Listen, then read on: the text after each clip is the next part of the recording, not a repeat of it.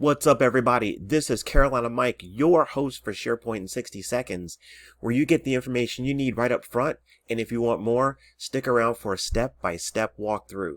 Today, we're going to show you just how easy it is to use any list from any SharePoint site as a template for your own personal private list. Yeah, it's possible. Stick around. I'm a SharePoint expert, play with data extra, careful with my hands cause I gotta use them for work. Yeah, I'm a big old nerd, I like maple syrup, on my pancakes, I don't care what you heard. Okay, let's get that timer.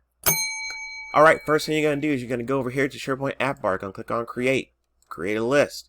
You're going to say, you know what, I want to create from an existing list. You go find that list that you really love. I mean, maybe you're really into gaming systems and stuff, and so you're just like, oh snap, gaming consoles, boom.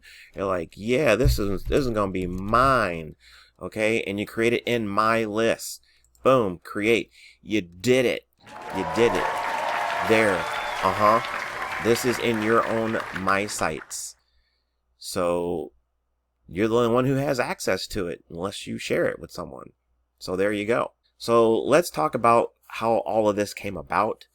You're going to get the long drawn out story. Maybe I'll do some chapters so I can, but I just would be remiss if I didn't talk about why this is even possible. So, back in the day, whenever you used to join a site, you were joining as a person who could contribute. Okay? Can't remember whether or not it was called member, way back. But your general access, and I do believe it was member, that default security SharePoint group, member access had contribute, back in the day. And then at some point, there was like a switch that flipped with modern, and along with modern, then we got teams. And when you have a team, you have a SharePoint site. Like when all that stuff came barreling through, one of the first things that we noticed, and I think, correct me if I'm wrong, someone, but I'm pretty sure with the advent of a modern SharePoint site, from classic to modern sites, that's when we started seeing the member having edit access to the site. So why is this important? This is important because, in the before times, you'd add a person to the site as a member, they'd be able to contribute to lists. That means they could add items, remove items, add files, delete files. We'll just keep it at that. There's some other stuff involved in there, but there you go. When it came to messing with views, when it came to actually deleting lists or adding lists, your members couldn't do that. Then comes along modern SharePoint sites, and I do believe Teams was right around the same time, if not a fast follower. So at that point, it was like, okay, members of these sites are going to have elevated access out the box. Now, can you go back and deselect that, granular level and, or assign that member group to contribute? You certainly could. But you're going to hamstring folks really for no good reason. You want your people to be able to create sites. I mean, not sites. Create lists and libraries if they need them. So I digress. So now that we have edit access in modern sites, and if you have Teams, you have a modern site, all that. So everything's, could be modern.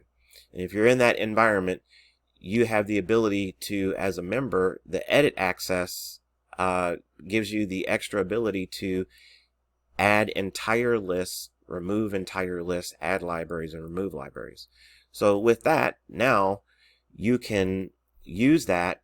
If you have edit access, if you're a member of a site, you can use that, as you just saw. Basically, we'll start back from the beginning here. Let's get rid of this. And we'll say, okay, I happen to be a member of this demo hub. So I have access to this list.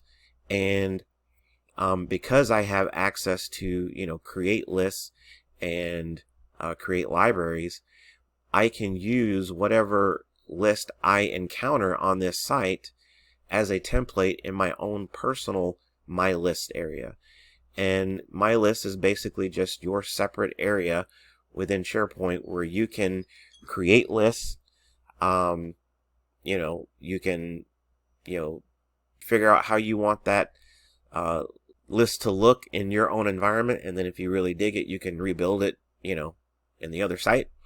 Or maybe you just really want to use that for your own, the list that you are encountering in this other site makes sense for you just on a personal level, then you can just basically burn a copy of that structure. There you go. So to recap, if you want to use a list that you encounter on a site as a template in your own environment, all you got to do is go to click on create, and here you've got some access to create some stuff, right? Now you can create a news post if you have access to the site to do that, a page. So some of this is depending on your access level. You may not see all of these options, and that's okay.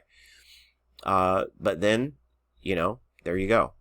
Lists, you should have access to, everyone should have access to my list, and that's what's going to happen here. If you click on this, you can click on new blank list if you want.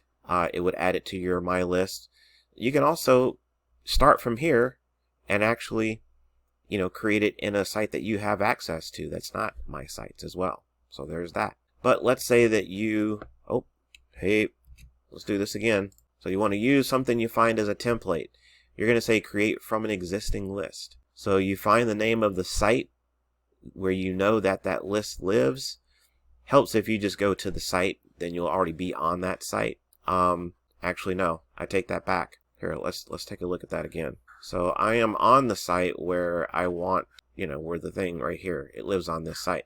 So if I go create list from an existing list, yeah, we're going to have to find the name still. There you go. What I was getting mixed up is if I am on the site and I go create a new list from here. Now I've got to show you because you're not going to believe me that it's actually possible.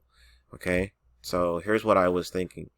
If you initiate new list from here and you choose from existing list, I believe it should default to, there we go, it defaults to this site. Okay, there we go. That's for the people in the back. Alright, so for the last time, we're going to click on list, say from existing list, find the name of the site where the list lives, and then you're going to find that whatever it is, and you're going to